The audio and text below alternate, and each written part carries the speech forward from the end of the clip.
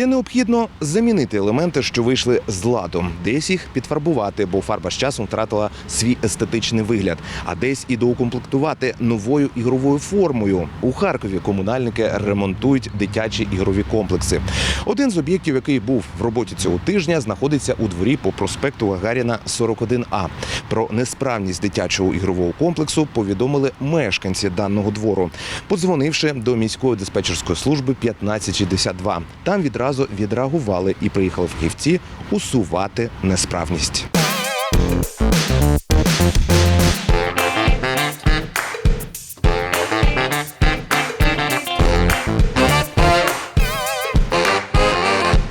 На данной площадке игровой комплекс был установлен 5 лет назад. Были выявлены неполадки такие, как травмоопасный был спуск металлического полотна. Также необходимо было заменить подшипники на карусели, амортизатор на балансире. Детей во дворе очень много, поэтому, конечно, хотелось, чтобы меньше травмоопасных было элементов на площадке. Мы стараемся в первую очередь аварийные площадки, элементы устранять.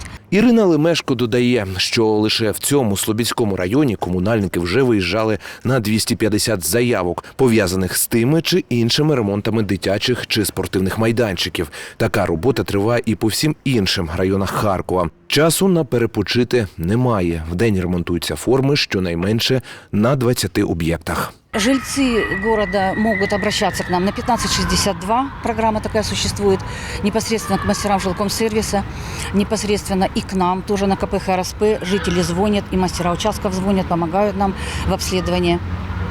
На сегодняшний день уже по городу у нас выполнено более 2500 заявок. По городу осталось 200-250 заявок невыполненных, которые жители к нам обратились. По окраске по городу было покрашено более 230 площадок, это где-то 2-350 элементов.